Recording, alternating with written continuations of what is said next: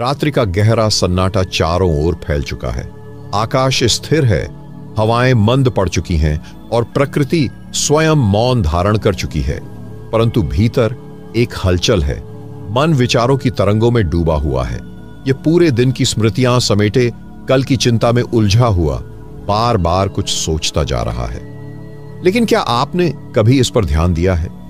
जब तक यह विचार चलते रहते हैं तब तक भीतर शांति नहीं होती, और जब विचार शून्य होते हैं तब क्या होता है? जब विचार नहीं होते तब केवल शुद्ध अस्तित्व शेष रहता है। वह अवस्था जहां शरीर की पहचान मिटने लगती है, मन की हलचल विलीन होने लगती है और अंत में केवल कुछ बचता है, तो वह है परमात्मा। ध्यान का महाप्रयोग इसी गूढ़ रहस्य को खोलता है। लेकिन यह कोई साधारण ध्यान नहीं, यह केवल एक प्रक्रिया नहीं, यह स्वयं की समाप्ति का विज्ञान है। आपका मन विचारों का जाल है जिसने आपको बांध रखा है। यह जाल टूटता नहीं, इसे केवल देखा जा सकता है। और जब देखने की यह कला आ जाती है तो धीरे धीरे मन का विलय होने लगता है। तब ध्यान घटित होता है। लेकिन यह अचानक नहीं होता। यह एक क्रमबद्ध प्रक्रिया है जो शरीर और मन दोनों को एक विशेष स्थिति में ले जाती है, जहां केवल शुद्ध अस्तित्व शेष रहता है। आप अभी जो सुन रहे हैं यह कोई साधारण ज्ञान नहीं है। यह वह विज्ञान है जिसे प्राचीन ऋषियों ने अपनी साधना से खोजा था। लेकिन इसे समझने के लिए केवल सुनना पर्याप्त नहीं, इसे अनुभव करना होगा। क्या आपने कभी इस पर ध्यान दिया है कि जब आप सोने जाते हैं तो नींद कब आती है? आप इसे पकड़ नहीं सकते। जितना अधिक कोशिश करेंगे उतनी ही दूर जाएगी। ध्यान भी ऐसा ही है। यह तब घटित होता है जब आप प्रयास करना छोड़ देते हैं।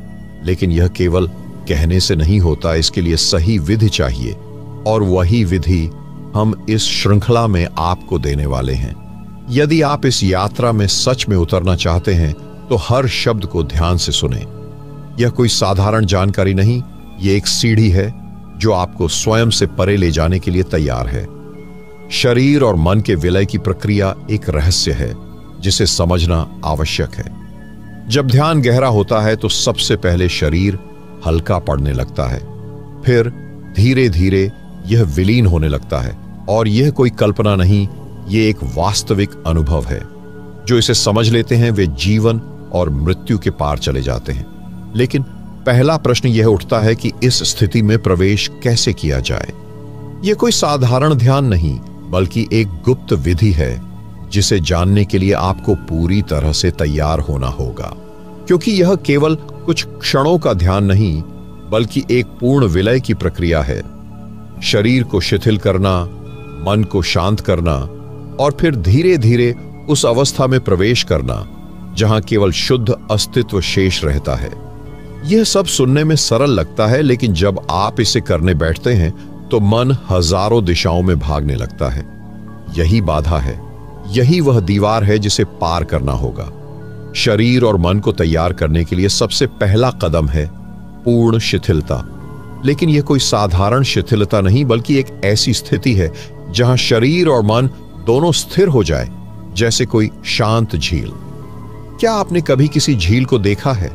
जब पानी हिलता नहीं तो उसमें सब कुछ स्पष्ट दिखता है, लेकिन जैसे ही कोई लहर उठती है प्रतिबिंब टूट जाता है। हमारा मन भी ऐसा ही है। जब तक विचारों की लहरें चलती हैं तब तक सत्य का प्रतिबिंब नहीं दिखता, और जब यह लहरें शांत हो जाती हैं तो ध्यान की गहराइयां खुलने लगती हैं। लेकिन यहां प्रश्न उठता है, शरीर और मन की यह गहरी शिथिलता कैसे प्राप्त की जाए? इसका उत्तर केवल वही जानते हैं जिन्होंने इसे अनुभव किया है। प्राचीन मुनियों ने इसके लिए एक विशेष विधि विकसित की थी। यह विधि साधारण नहीं, यह शरीर और मन के संतुलन को पूरी तरह बदल देती है। सबसे पहले आप एक शांत स्थान पर बैठ जाएं, लेकिन केवल बैठना पर्याप्त नहीं। ध्यान की यह विधि एक गूढ़ रहस्य पर आधारित है, श्वास और ऊर्जा के प्रवाह पर। जब आप आंखें बंद करके बैठते हैं तो सबसे पहले आपको अपनी श्वास पर ध्यान देना होगा। लेकिन यह कोई साधारण श्वास ध्यान नहीं, इसमें एक रहस्य छिपा है। जैसे ही आप अपनी सांसों को देखना शुरू करते हैं, आपको एक परिवर्तन महसूस होगा। सामान्यतः हम सांस लेते हैं और छोड़ते हैं, लेकिन इस विधि में केवल सांसों को महसूस करना नहीं, बल्कि उनके प्रवाह में उतरना होता है। क्या आपने कभी ध्यान दिया है कि सांस जब भीतर जाती है तो उसके साथ एक सूक्ष्म ऊर्जा भी प्रवेश करती है, और जब सांस बाहर निकलती है तो यह ऊर्जा भी बाहर जाती है। इस ऊर्जा को प्राण कहते हैं और यही ध्यान का प्रवेश द्वार है। अब अगला चरण और भी गहरा है। यह वह स्थान है जहां ध्यान एक वास्तविक अनुभव बन जाता है। लेकिन यहां एक गूढ़ प्रश्न उठता है, जब सांस भीतर जाती है और बाहर आती है तो इसके बीच में क्या होता है? यही ध्यान की सबसे रहस्यमयी स्थिति है, जिसे जानने के बाद सब कुछ बदल जाता है। क्योंकि इस क्षण में श्वास केवल हवा का प्रवाह नहीं रहती, यह चेतना के गहरे द्वार खोलने लगती है।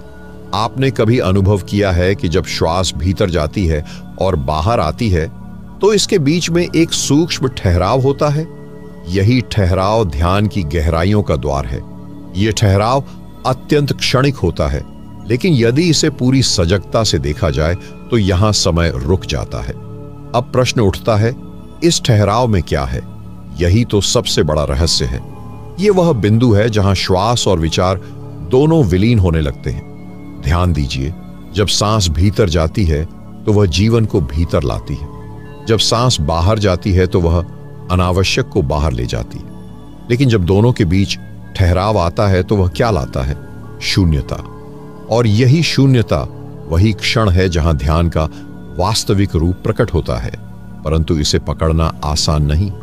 जैसे ही आप इस ठहराव पर ध्यान देते हैं, मन इसे पकड़ने की कोशिश करने लगता है और यह गायब हो जाता है। यही कारण है कि ध्यान केवल जानने की चीज नहीं बल्कि अनुभव की चीज है। इसे बौद्धिक रूप से समझना पर्याप्त नहीं, इसे अनुभव करना होगा, और अनुभव करने के लिए एक गहरी विधि अपनानी होगी।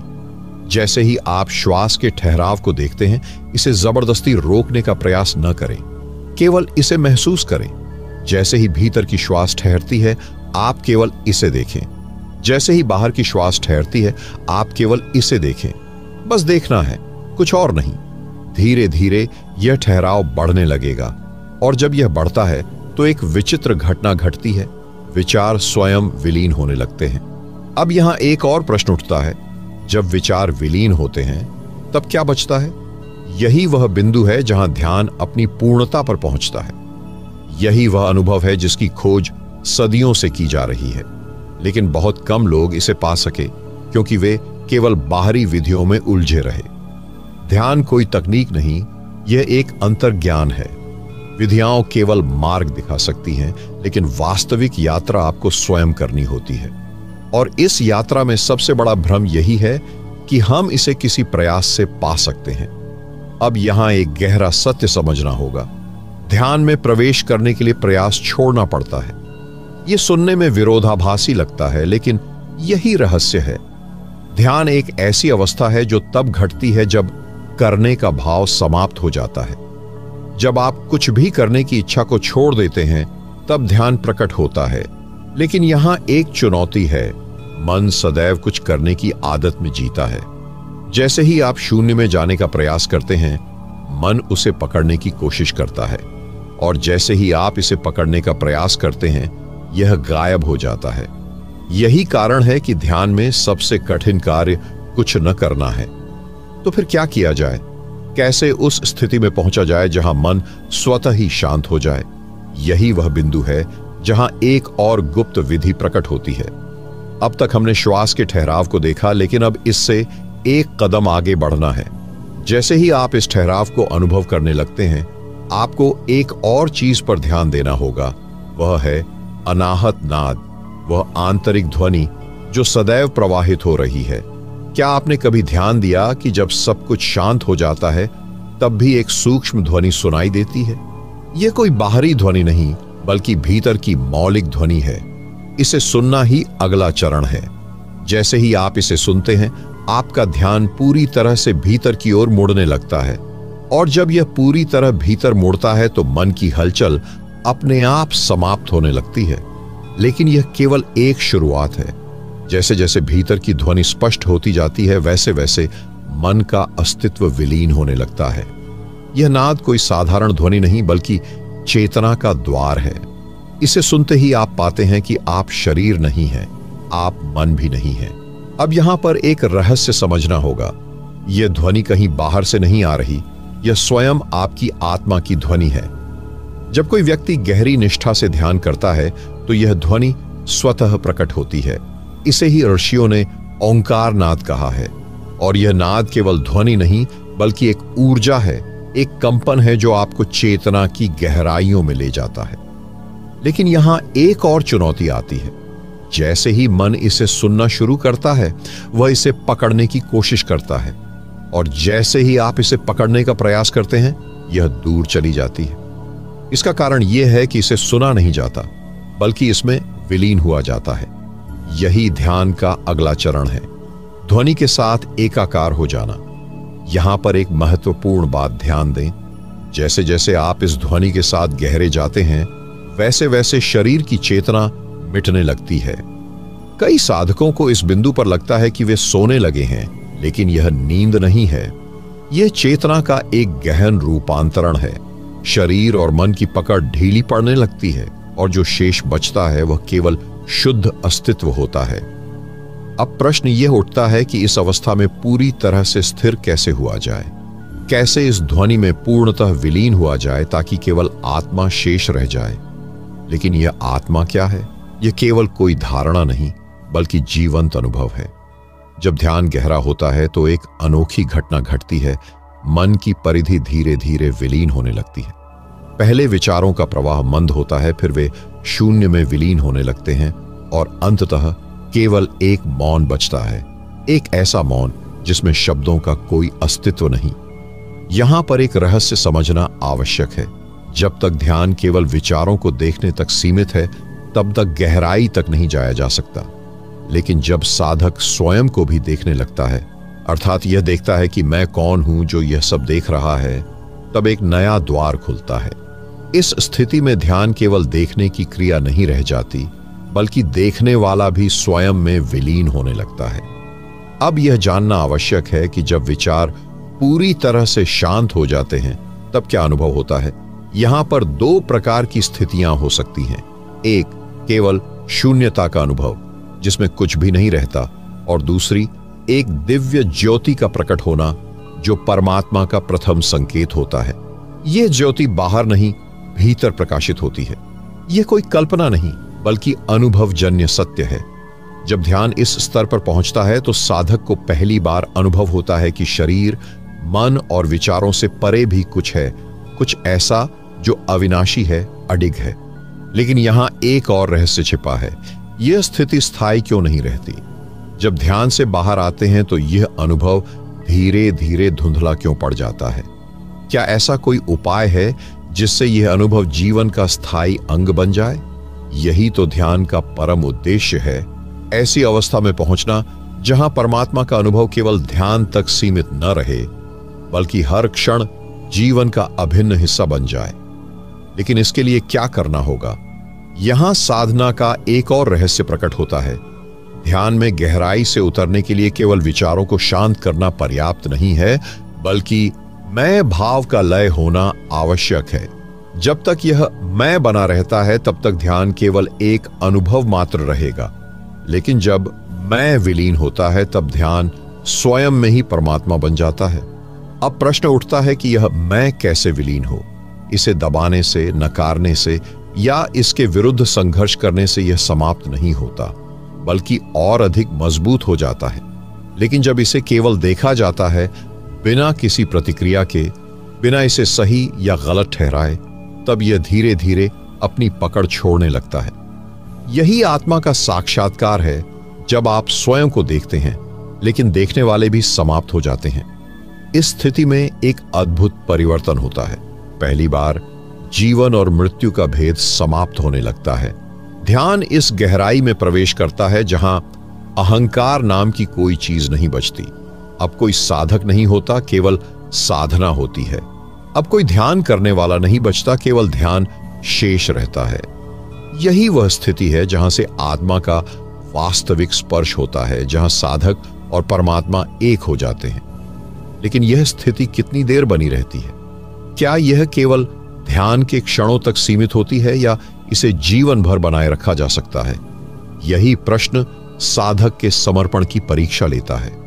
ध्यान में मिली शांति को, उस दिव्य अनुभव को क्या जागृत अवस्था में भी स्थायी रूप से बनाए रखा जा सकता है? अधिकतर साधक यही भूल कर बैठते हैं। वे ध्यान के दौरान तो पूर्ण शून्यता का अनुभव कर लेते हैं, लेकिन जैसे ही आंखें खोलते हैं, संसार की हलचल उन्हें फिर से खींच लेती है। तो इसका समाधान क्या है? यहां पर एक गूढ़ विधि आती है, वह विधि जिससे ध्यान केवल एक अभ्यास न रहकर जीवन का स्वाभाविक अंग बन जाता है। यह विधि बहुत सूक्ष्म है, लेकिन जिसने इसे समझ लिया वह ध्यान में इतना स्थिर हो जाता है कि कोई भी परिस्थिति उसे विचलित नहीं कर सकती। यह विधि क्या है? जिस क्षण ध्यान समाप्त होता है, उसी क्षण से साधक को अपने भीतर की मौन धारा को महसूस करना शुरू करना होता है।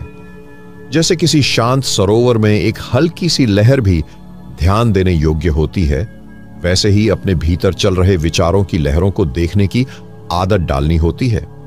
धीरे धीरे यह अभ्यास इतना गहरा हो जाता है कि व्यक्ति बाहरी संसार में कार्यरत होते हुए भी भीतर की शांति से जुड़ा रहता है। यही वह अवस्था है जिसे योगी स्मृति जागरण कहते हैं। एक ऐसी स्थिति जहां ध्यान और जीवन एक दूसरे से अलग नहीं रहते। परंतु यहां एक महत्वपूर्ण चुनौती आती है। इसे निरंतर बनाए रखने के लिए साधक को अपनी ऊर्जा को सही दिशा में रखना होता है। जैसे पानी को एक स्थान पर रोक कर रखने के लिए उसे किसी पात्र में रखना आवश्यक होता है, वैसे ही चेतना को भी केंद्रित रखने के लिए एक विशेष तकनीक का प्रयोग किया जाता है। यह तकनीक क्या है? यह कोई बाहरी विधि नहीं, बल्कि आंतरिक सजगता का अभ्यास है। साधक को अपनी ऊर्जा को नियंत्रित करने के लिए दो महत्वपूर्ण बिंदुओं पर ध्यान देना होता है। पहला, दृष्टि का स्थान, और दूसरा, विचारों की गति। साधक की दृष्टि जितनी स्थिर होती है, उसका मन उतना ही शांत हो जाता है। ध्यान के दौरान जब आंखें हल्की सी भी हिलती हैं, तो यह संकेत होता है कि मन अभी पूरी तरह स्थिर नहीं हुआ है। प्राचीन योगियों ने इसे नियंत्रित करने के लिए एक विशेष अभ्यास बताया है। जब भी ध्यान समाप्त हो तो तुरंत ही दृष्टि को एक बिंदु पर टिकाकर रखा जाए, विशेषकर आज्ञा चक्र पर। इससे ध्यान की स्थिति सहज रूप से बनी रहती है। दूसरा पहलू है विचारों की गति। ध्यान के दौरान विचार शून्य हो सकते हैं, लेकिन जब साधक अपनी दिनचर्या में लौटता है तो विचार पुनः सक्रिय हो जाते हैं। इसका कारण यह है कि मन की पुरानी आदतें इतनी गहरी होती हैं कि वे स्वतः ही जागृत हो जाती हैं। इसे रोकने के लिए एक अत्यंत प्रभावी विधि है विचारों को पकड़ने से पहले ही उनकी दिशा को बदल देना। जब कोई विचार उत्पन्न होता है तो साधक को उसे तुरंत पहचान कर उसे किसी उच्च भावना या दिव्य स्मृति में परिवर्तित कर देना होता है। यह ठीक वैसे ही है जैसे कोई कांच के पात्र में अशुद्ध जल डाल दे और उसे तुरंत स्वच्छ जल से भर दिया जाए। धीरे धीरे अशुद्ध जल स्वयं ही बाहर निकल जाएगा और केवल निर्मल जल रह जाएगा। इसी प्रकार जब साधक प्रतिदिन अपने विचारों को दिव्यता की ओर मोड़ता है तो एक समय ऐसा आता है जब विचार स्वतः ही शुद्ध हो जाते हैं। लेकिन यहां एक और गहरी विधि आती है, सांसों के माध्यम से मन की शुद्धि। क्या श्वास को एक विशेष लय में लाकर विचारों को समाप्त किया जा सकता है? इसका उत्तर छिपा है श्वास की गहराई में। श्वास केवल हवा का प्रवाह नहीं, बल्कि चेतना की एक सीढ़ी है। जैसे जैसे श्वास की लय बदलती है, वैसे वैसे मन की स्थिति भी बदलने लगती है। यही कारण है कि जब कोई व्यक्ति क्रोधित होता है तो उसकी सांसें तेज हो जाती हैं, और जब कोई गहरी शांति में होता है तो उसकी सांसें स्वाभाविक रूप से धीमी हो जाती हैं। ध्यान में एक विशिष्ट अवस्था आती है जिसे नाड़ी संयोग कहा जाता है। यह वह स्थिति होती है जब साधक की श्वास इतनी धीमी हो जाती है कि वह लगभग अदृश्य सी लगने लगती है। उस समय केवल एक हल्का कंपन अनुभव होता है, मानो शरीर और मन विलीन हो रहे हों। इस स्थिति में प्रवेश करने के लिए एक अत्यंत प्रभावी विधि का अभ्यास किया जाता है। श्वास को मात्र देखना, उसे बदलने का कोई प्रयास न करना, बल्कि उसे सहज रूप से बहने देना। जब साधक श्वास के प्रति इतना सजग हो जाता है कि वह प्रत्येक श्वास के आरंभ और अंत को देख सकता है, तो एक विशेष अवस्था उत्पन्न होती है। साधारणतः हम यह अनुभव नहीं कर पाते कि एक श्वास समाप्त होती है और दूसरी श्वास शुरू होने के बीच एक सूक्ष्म विराम होता है। यही वह क्षण है जहां ध्यान का वास्तविक द्वार खुलता है। प्राचीन योग ग्रंथों में इसे केवल कुंभक कहा गया है। वह अवस्था जब श्वास रुक जाती है, लेकिन किसी प्रयास से नहीं बल्कि स्वाभाविक रूप से। यह कोई बाहरी नियंत्रण नहीं बल्कि एक आंतरिक प्रक्रिया है जो तब होती है जब मन पूर्ण रूप से वर्तमान क्षण में स्थिर हो जाता है। लेकिन प्रश्न यह उठता है कि क्या केवल श्वास को देखने से ही यह अवस्था प्राप्त हो सकती है या इसमें और भी कोई रहस्य छिपा है? यह प्रश्न साधक के भीतर एक जिज्ञासा उत्पन्न करता है और यही जिज्ञासा उसे ध्यान की अगली अवस्था में ले जाती है। केवल श्वास को देखने मात्र से मन पूर्णतः स्थिर नहीं होता। कुछ क्षणों के लिए यह शांत हो सकता है, लेकिन फिर विचारों की एक हल्की धारा पुनः प्रवाहित होने लगती है। इसका कारण यह है कि विचार केवल मन की आदतों का परिणाम नहीं है, वे ऊर्जा के प्रवाह से भी जुड़े होते हैं। प्राचीन मुनियों ने खोजा था कि ध्यान की गहराई में जाने के लिए केवल बाहरी शांति पर्याप्त नहीं, बल्कि आंतरिक ऊर्जा प्रवाह को भी नियंत्रित करना आवश्यक है। इस ऊर्जा प्रवाह को योग में प्राण कहा गया है। यह प्राण हर श्वास के साथ शरीर में प्रवाहित होता है, और जब साधक केवल श्वास को नहीं बल्कि उसके भीतर बहने वाली ऊर्जा को देखना प्रारंभ करता है, तब ध्यान की अवस्था और भी गहरी होने लगती है। इस बिंदु पर ध्यान देने वाली एक महत्वपूर्ण बात यह है कि जब श्वास धीमी होती है तो मन भी धीमा हो जाता है। लेकिन यदि ध्यानपूर्वक देखा जाए तो धीरे धीरे साधक अनुभव करता है कि केवल श्वास ही नहीं, विचारों का भी एक सूक्ष्म स्रोत है। जैसे कोई तरंगें समुद्र की गहराई से उठती हैं, वैसे ही विचार भी किसी गहरे स्रोत से जन्म लेते हैं। इस स्रोत को जानना, इस स्रोत को देखना, यही ध्यान का अगला चरण है। लेकिन प्रश्न यह उठता है कि यह स्रोत कहाँ है? क्या यह मन के भीतर छिपा है या चेतना के किसी और गहन स्तर पर स्थित है? यह प्रश्न ध्यान की उस स्थिति की ओर संकेत करता है जहां विचारों का जन्म होता है। साधारणतः हम विचारों को रोकने का प्रयास करते हैं, लेकिन क्या हमने कभी यह जानने का प्रयास किया कि विचार आते कहां से हैं? जब कोई तरंगें समुद्र की सतह पर उठती हैं, तो वे किसी गहरे स्रोत से उत्पन्न होती हैं। उसी प्रकार मन में उठने वाले विचार भी किसी आंतरिक गहराई से प्रकट होते हैं। यदि इस गहराई को खोजा जाए तो एक विस्मयकारी सत्य सामने आता है। विचार स्वयं अपने आप में स्वतंत्र नहीं हैं। वे केवल ऊर्जा के सूक्ष्म कंपन हैं जो हमारी चेतना में प्रकट होते हैं। जब साधक ध्यान में गहरे उतरता है तो वह अनुभव करता है कि विचारों का एक केंद्र है जहां से वे जन्म लेते हैं। यह केंद्र मन की सतह पर नहीं बल्कि कहीं अधिक गहरे छिपा होता है। अब यहां एक महत्वपूर्ण बिंदु आता है। यदि विचार किसी स्रोत से जन्म लेते हैं तो क्या उस स्रोत तक पहुंचना संभव है? इसका उत्तर है हां, लेकिन इसके लिए केवल मानसिक चुप्पी पर्याप्त नहीं। विचारों के स्रोत तक पहुंचने के लिए साधक को एक अत्यंत सूक्ष्म अभ्यास करना पड़ता है। इस अभ्यास में साधक अपने भीतर ध्यान लगाकर एक बिंदु खोजता है। वह बिंदु जहां विचार उत्पन्न होने से पहले केवल मौन होता है। यह मौन विचारों के बीच के अंतराल में स्थित होता है। जब कोई विचार समाप्त होता है और नया विचार जन्म लेता है तो उनके बीच एक सूक्ष्म शून्यता होती है। यही शून्यता ध्यान का प्रवेश द्वार बन सकती है। लेकिन प्रश्न यह उठता है कि इस शून्यता में प्रवेश कैसे किया जाए? यही अंतिम प्रश्न है और इसका उत्तर साधक के संपूर्ण अस्तित्व को रूपांतरित कर सकता है।